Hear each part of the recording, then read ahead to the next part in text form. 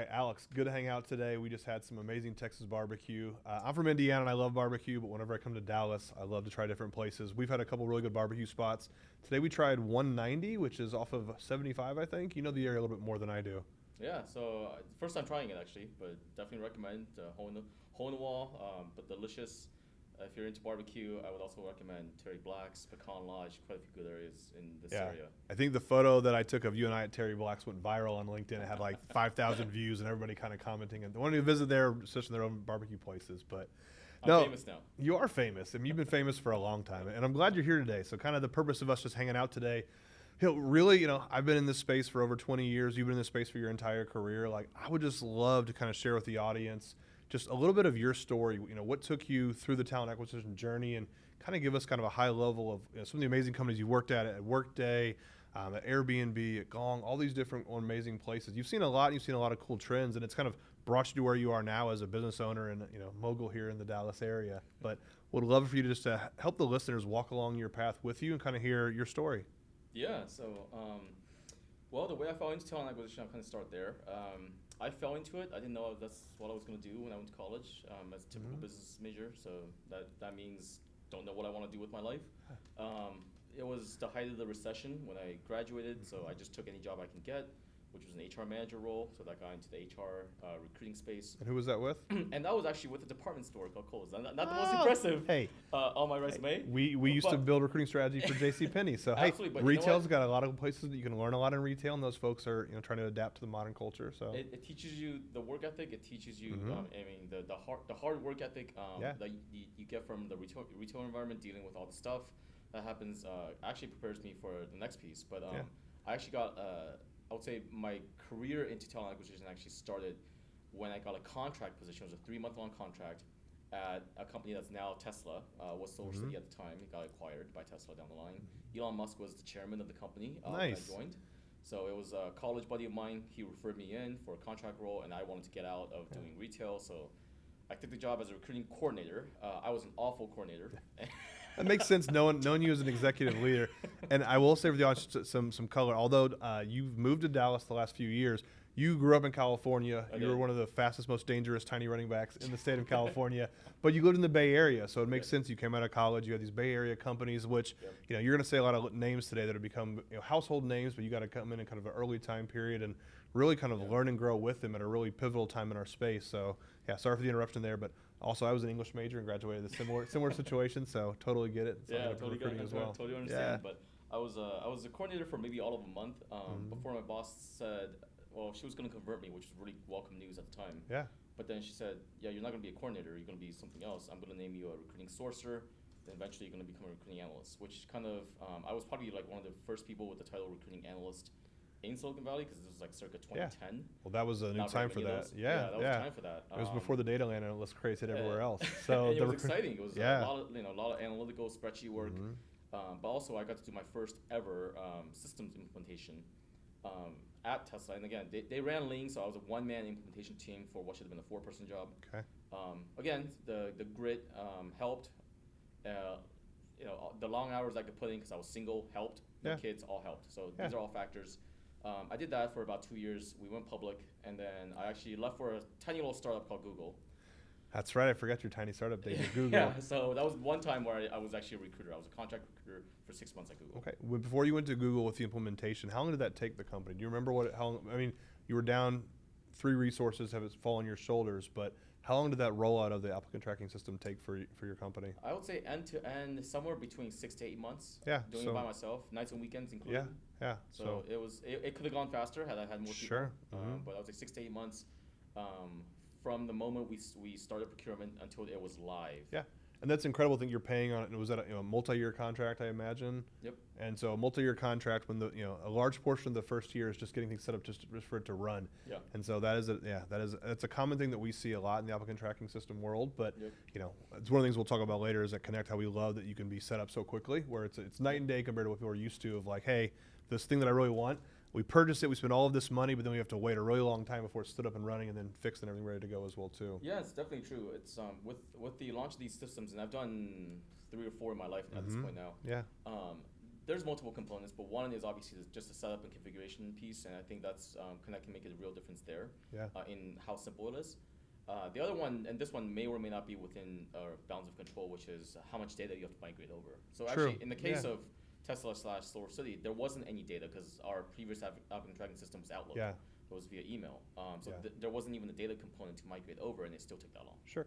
I'd say one of the cool things about Cnect is that the CEO and founder has spent the last 4 years building out the product to be enterprise ready. So the fact that we could throw 10 million people migrated over to the system today and it wouldn't budge. So it's built to scale very quickly without a lot. Now, obviously, it still takes time to get that much data over, but it's good to know that system's kind of been primed for that situation because we've had the ability to kind of learn from like where the challenges have been in the ATS world. I mean, I spent 6 years at JobVite, leading the CRM division, but working very closely with their ATS launches as well too. And sometimes it would take 12 to 18 months to roll out for certain customers. And again, you'd have changes of leadership and management of those customers during that time, which would halt the project, change things as well too. And so, the ability in today's market to like be mobile, be agile, and be able to be stood up and running pretty quickly.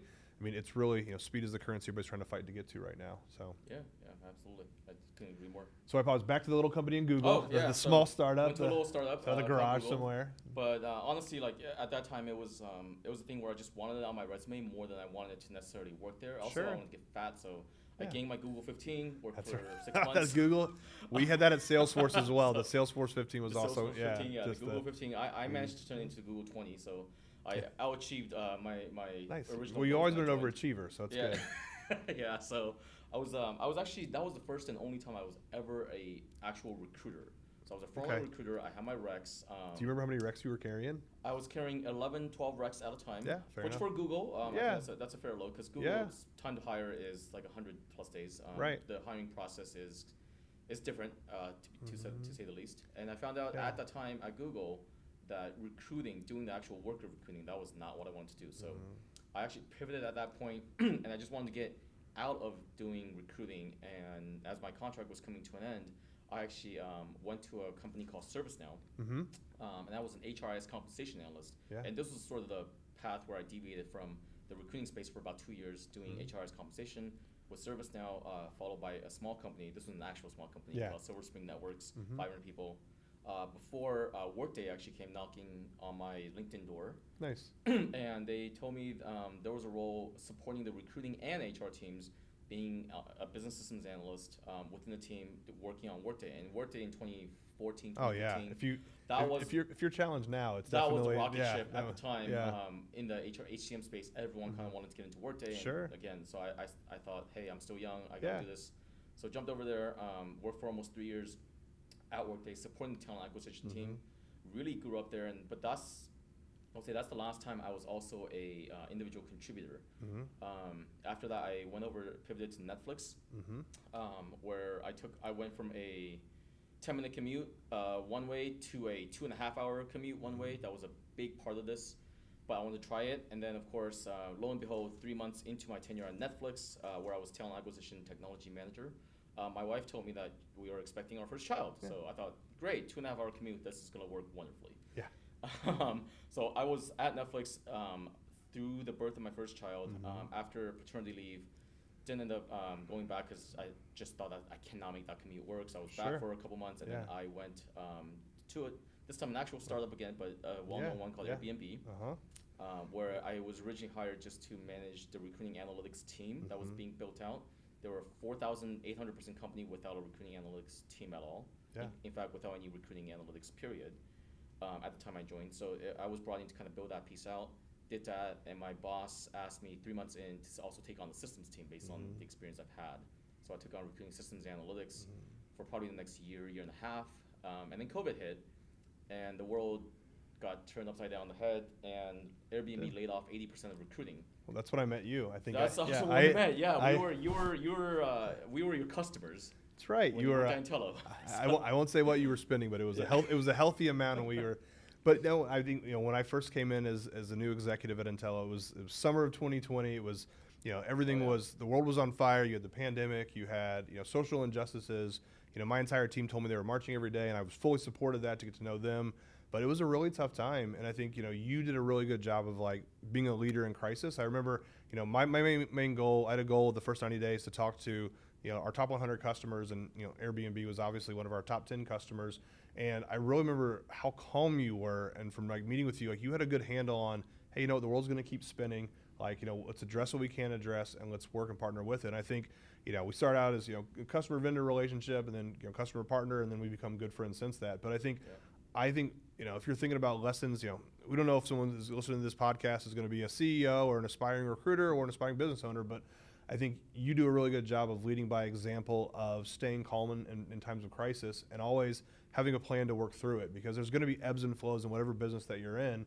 And I think I've learned a lot from you on, having that calm approach and having a systematic and data-driven approach, which is critical, right? I think so many folks are reactionary in our space, and, it's easy to be when things are, going pretty haywire, but being able to rely on the data to help tell the story and to kind of guide your path, I think is something that really sets you apart. So honestly, that's probably the way that it appeared on the surface, but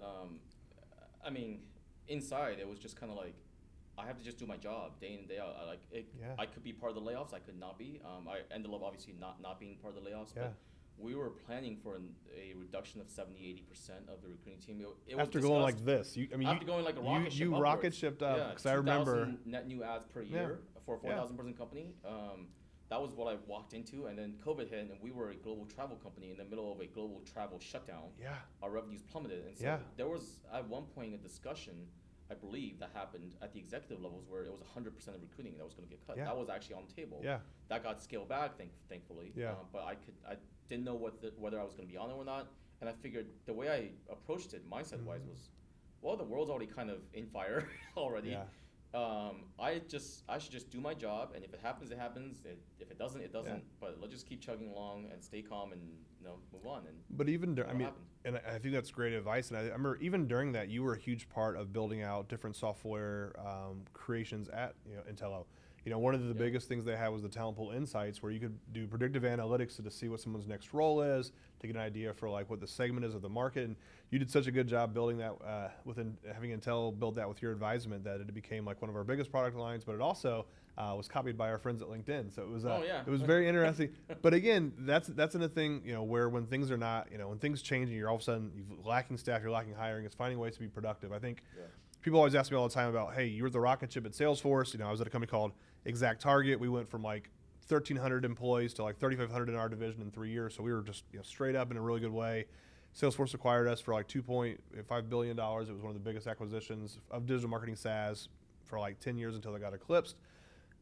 And the first thing we did under Mark Benioff is we hired the entire year's headcount. We were this hotshot recruiting team of we went from 13 people to 45, and we were 45 people strong, just all alphas, like really sourcing, recruiting coordinators and recruiters and data analysts. And we literally we got absorbed into a 500 person recruiting team. And so they said, okay, you guys are, this is your patch right now. Here is your headcount for 2020. And I remember, or not 2020, but it was 2014. We hired the entire year's headcount in the first quarter. And Salesforce said, what did you do? And they're like, we hired every role you gave us. And they're like, you hired the whole year's headcount? And they're like, yeah. And so I had the birth of my son. And the first week I was back, all of us executive leaders all met for like 2 days in a conference room. Like, what do we do? We've always had all these like amazing projects. Like, do we riff? Do we cut people out? What do we do? Salesforce said, if you can find a business case, we'll keep everybody of your 45 person team. And we literally put our best operational projects, and then we had a draft, and we said, okay, you get to pick your team. So Alex, you're the head of this project, but you've got to pick cross-departmentally. So you've got a sourcer, you've got a recruiting coordinator, you've got 2 recruiters. And what it did is it made the team so much stronger by having folks work together, and it gave project management skills, it gave all of this. And so one of the big things we built out was our dispositions. Hey, we're not hiring, we're rejecting all of these people. Our rejection email template's horrible. How do we do a nice call to action? We saw all of a sudden we weren't hiring a lot, we were rejecting all these people. By doing these projects to have a better message in place, our Glassdoor rating went up. People commented on how much, like, hey, I didn't get the job at Salesforce, but I love the way they treated me as a candidate. And we realized we were really onto something from a candidate engagement standpoint. So I think the way that you adapt to those kind of tough times and to find ways to do that, I think is critical. And so it's really cool. Yeah. And I mean, going back to the internal piece as well, part of the internal discussion at Airbnb was the mode was cut. And it's coming straight from the CFO.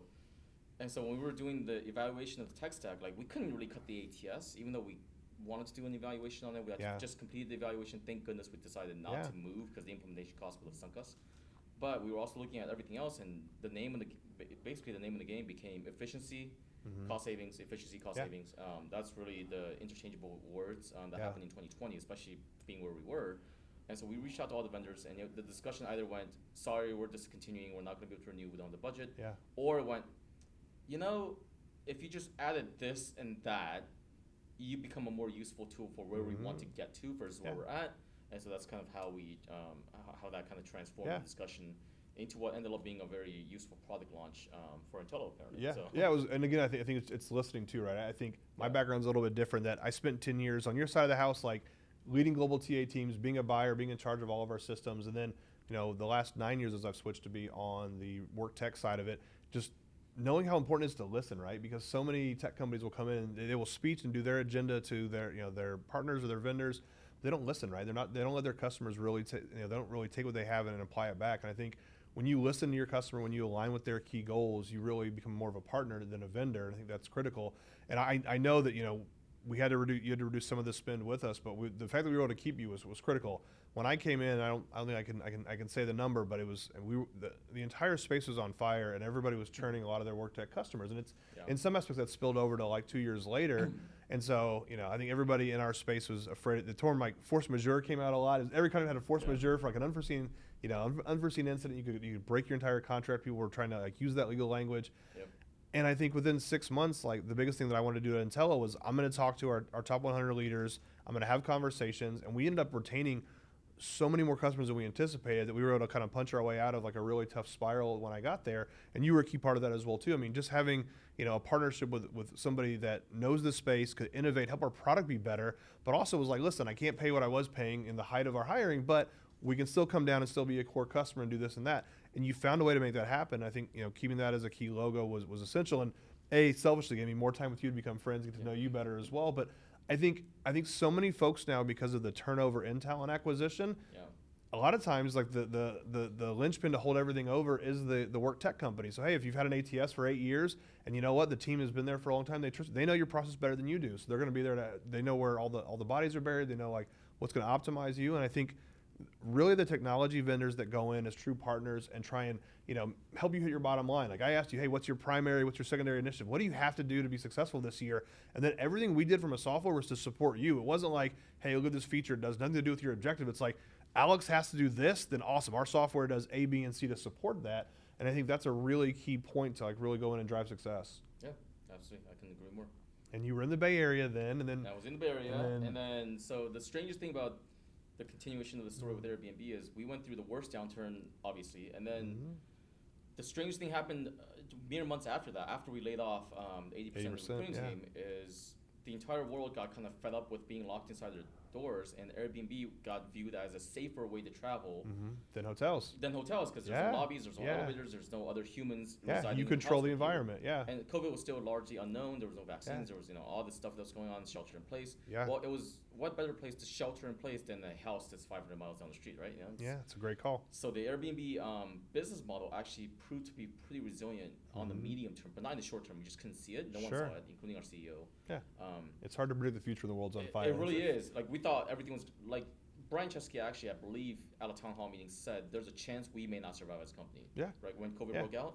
And then 3 months later, it was like, oh, well, we just laid off 2,000 people across the company, and we're gonna probably just keep it that way. We're finding that our company actually runs a little more efficiently when it's leaner, with less layers. And then so the recruiting team actually stayed the way that it was. The hierarchy of how you had it set up, and you now we were able to hire back about 15, 20 folks from the 220 that were laid off, which was great because great. Now, how did you engage with them when they were the in between? Was there any sort of communication, or was it more of like just an ad hoc, like, hey, keep Sarah warm, keep Muhammad warm? We actually had a pretty robust, and I think Airbnb. This is definitely one of the proudest things I worked on at Airbnb personally is when we actually went through the layoffs. We built an alumni portal for all the people who were about to get laid off, and there was an opt-in process. So a lot of people opted in. We built the portal over a weekend. And we first of all, we took care of the folks that were leaving in the first place. It was huge. Very generous severance package. And then we built the portal essentially to help people network. And we had all of our execs reach out to their entire network and say, hey, if you guys are hiring, we've got some wonderful people through no fault of their own get laid off. So the way that we did the layoff in the first place left a really good taste. I mean, as good of a taste can be. But you were the model for it, though. So when we went back out to the market to some of our, some of the folks that were laid off, as long as they weren't already started out on their job, which at that time it was hard for recruiting. There was quite a few takers in terms of people that wanted to come back, and so they got to keep their severance.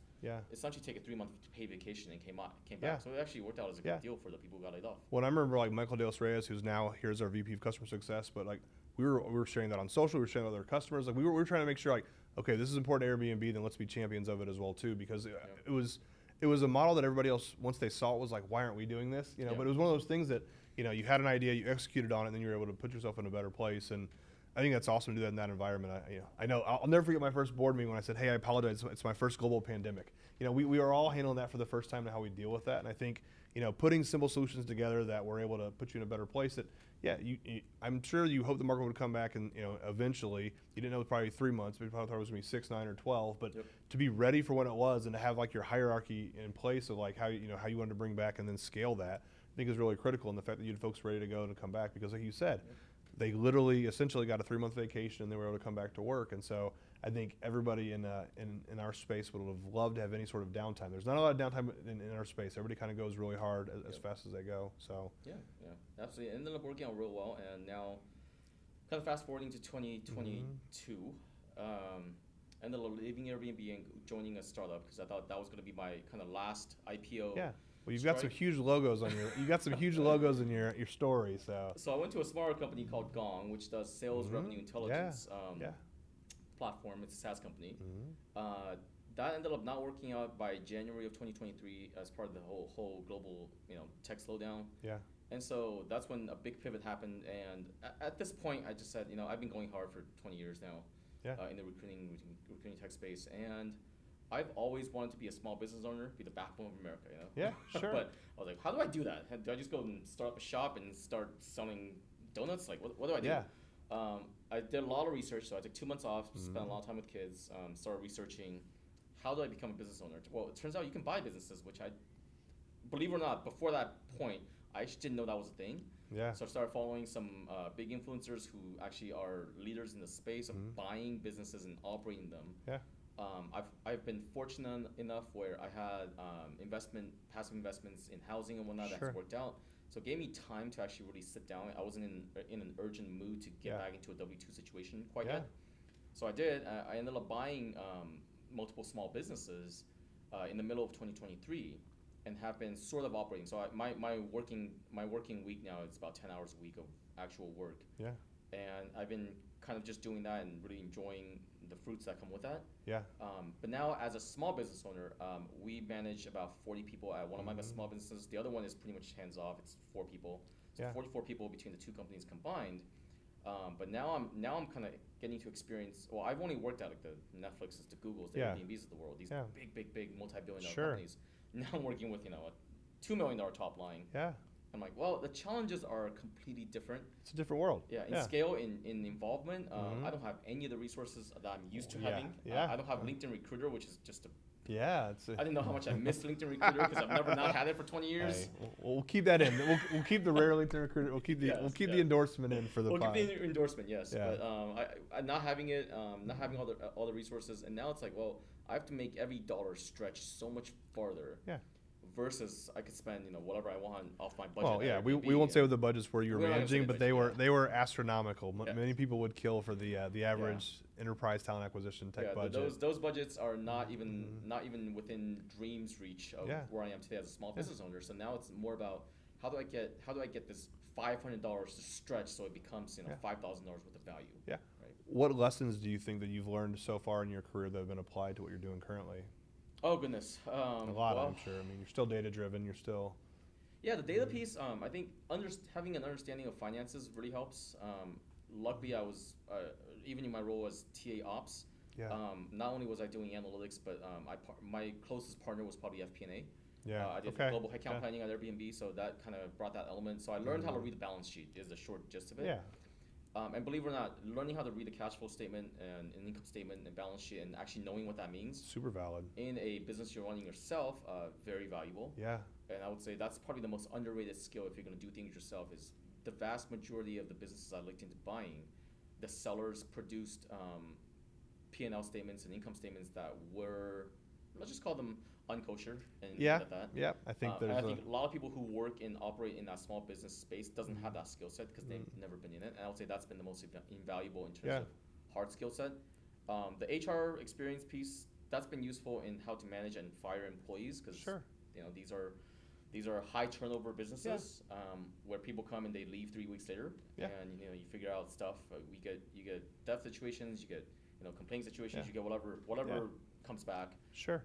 And knowing how to deal with that from a legal and HR perspective, that's been helpful. And being able to hire and fire with compassion as well too. So absolutely. Whether you're a janitor or whether you're a senior accountant, there's a way to treat human people to really empathize with them and to find a way to do it. There's a right way to do it. There's a way to do it where it's not the ideal situation, but you can also there's a way to do it a lot better than how it is handled. You can also essentially not be an ass about it, right? Yeah. So it's doing it with compassion, but also doing it sternly, and making sure that people understand that this is clear, where you stand. Yeah. And on the hiring front, like figuring out like how do we, instead of saying we want the best of the best, because Silicon Valley, every company says we only hire the best of the best. Here, it's definitely more about efficiency. Mm-hmm. It's when you're looking for hourly workforce like this, it's more about, well, how do you get actually the people to actually show up to the interview? How do you get people to stay? How do you engage them? How do you set the culture? How do you engage with them? How do you can't engagement really? How do you set the experience? All of that. How do you set the follow through? And everything has to be kind of operationalized because it's either, if you're running a small business, there's a good chance you're doing it yourself as the owner. Yeah. Or you maybe have one manager who's doing 10 other jobs doing that as well. And you're wearing a lot of hats, so you're wearing a lot of hats. Not all the hats are the ones that you're the strongestly matched with. So you've got to say, okay, I'm good here, but I'm a little weaker here. How do I balance that out as well too? Yeah. Well, I know you and I talked a lot too about kind of some different opportunities that I had when I joined Cnect. You were very excited with the platform, and we've been able to have you in a few times. You were able to give some really good insight to our founder and our CEO and our CTO, and so it was great to have your insight because you've been part of building out some of these companies. You've seen a lot of really cool things that have happened, and then you became one of our customers. So I think it's really cool that you became a customer recently to have things set up, and I think. We talked earlier about how it took 6 to 8 months and sometimes to set up an applicant tracking system. I remember, you texted me that you were officially a paying customer, and I think we had your career set up within 5 to 30 minutes afterwards. It was about 30 minutes afterwards. It was the same night. Yeah. And so, first of all, you guys are working Nick too hard. Yeah. Because I think he did that at 8 p.m. So. Hey, you know what? It was 5 a.m. in Japan, so we're trying to always be on a global calendar. There you go. But I think the important thing is knowing the pain points that a lot of companies have at the enterprise level, but also at the small business level as well too. Is hey, if I'm paying for something, I need it to work for me quickly. I don't need to wait a month for it to be stood up, or even 2 months because of how critical that is. And like you just said, every dollar you have really stretches. And so to be able to put your investment to work very quickly within half an hour. Typical standards are not to have anybody working at 8 o'clock at night, but as a friends and family help out. But even you've got your team coming in today to do a training here on site as well too. But what are some of the advantages that you see with Cnect for the small business, even the mid market, as far as candidate engagement and what it offers for a solution? Yeah, there's kind of two pieces to this. I think Cnect, in terms of comparing it to something like an applicant tracking system versus Cnect as compared to something like an Indeed platform, which for the purposes of this segment of the discussion, I think. More applicable to Indeed because Indeed is actually what we used to hire before. Now, as a small business owner, I still am on Indeed. Yeah, I've tried Smart Recruiters. I've tried ZipRecruiter rather. I've tried other free job boards. You run the gamut of whatever is free or cheap or free trials, and you try to just throw spaghetti at the wall and see what sticks. Now, the thing with Cnect is, I think as compared to something like an Indeed, the user interface for Indeed, while it's not overly complicated, I think the thing that most small business owners that I know of that like least about Indeed is the ambiguity in their pricing model. Yes, that's the big surprise of the last year and a half. Yeah, and that was actually a kind of a wake-up call when I became a small business owner. I had an enterprise license with Indeed, so at the enterprise level, I don't actually know how much we pay because accounts payable kind of takes care of that. Yeah. But as a small business owner, I'm paying out of my bank account. And so when Indeed tells you they're going to set your price at $50 a day, and I post a job and it goes live for $50 a day, after it's been live for 5 days, I expect a bill for $250. But instead, when I receive a bill for $775, oh wow, that rings a slight. Sometimes it could be double, sometimes it could be triple the amount because Indeed especially your budget, your resources are, as you mentioned, your resources are much different than being at Airbnb. Resources don't go through that, and when it's coming out of your own pocket versus spending the company's money, you always have a slightly different mindset, and you're watching that like a hawk. And so the first time it happened, I actually called Indeed, and I was trying to go through it, and basically the rep was saying, well, it's in the fine print.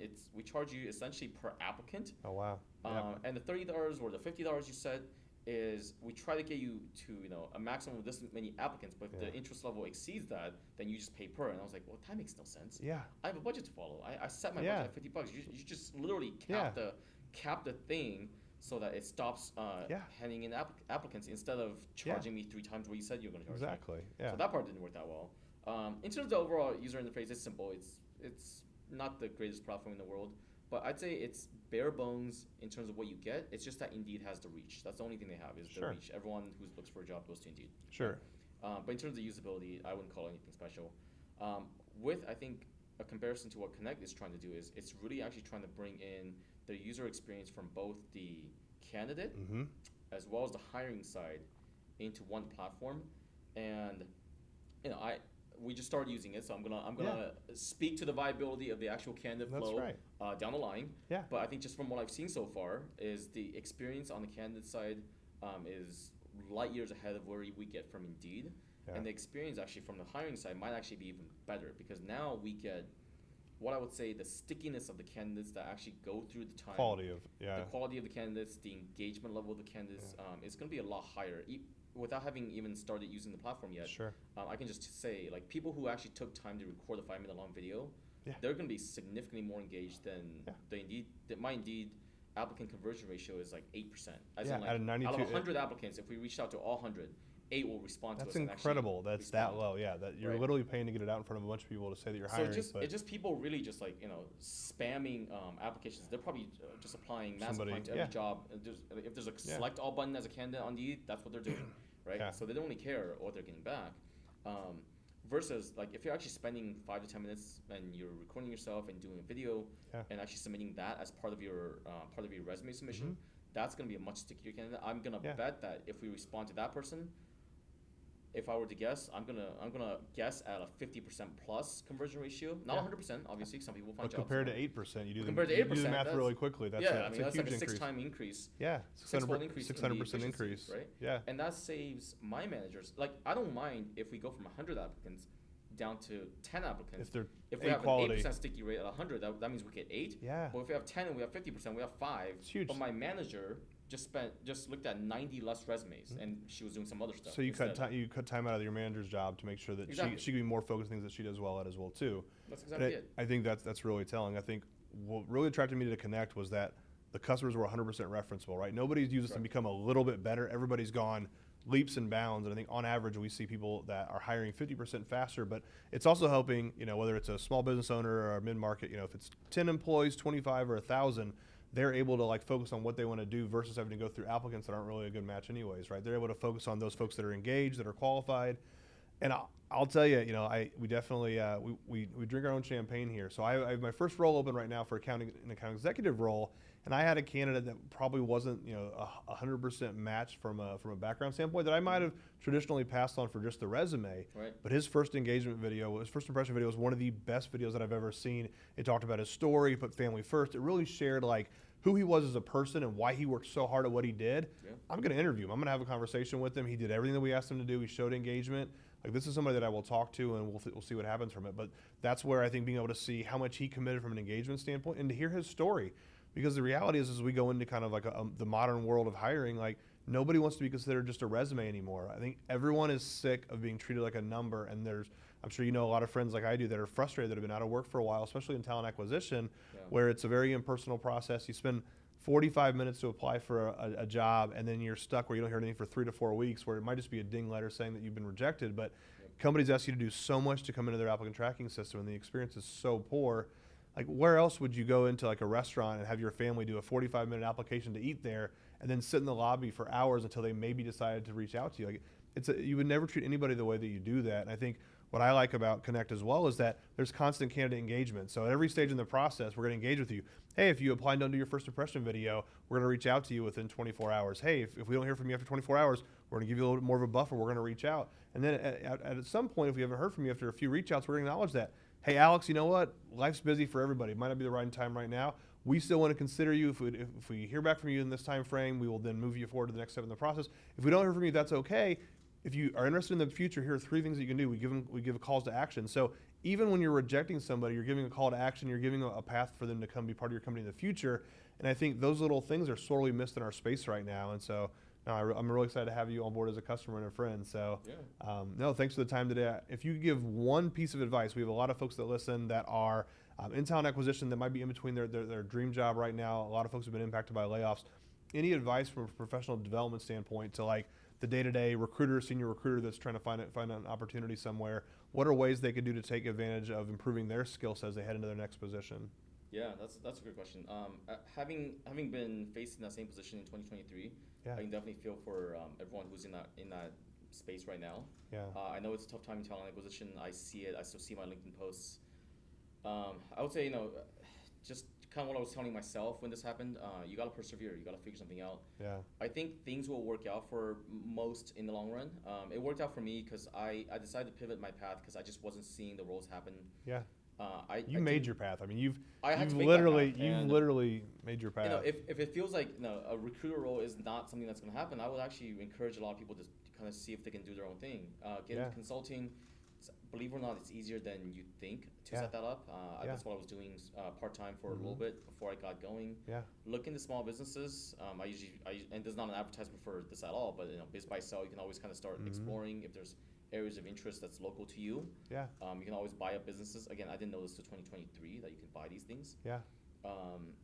And if it's something that it's your dream to become a top talent acquisition executive, then treat this as a setback. Yeah. And it happens to the best of us. It's through no one's fault. And just keep persevering and keep going to that. Keep submitting your resumes. Maybe hopefully through Cnect one day. Well, hopefully things work out. Yeah. Well, I'm glad you said that. So we just had a really successful webinar last week on 3 tips to hire faster in 2024. We had Matt Craven, Elaine Davidson, 2 big luminaries in our space. But one of the things that we offer for the webinar that we're doing now is that anybody that is out of work right now in talent acquisition or any profession, we will give you a link to set up your own Cnect profile where you can film your first impression video, and then you can have access to share that as you interview with different opportunities that you see. So not only your resume, but your digital profile to have your first impression video, to have different versions of it.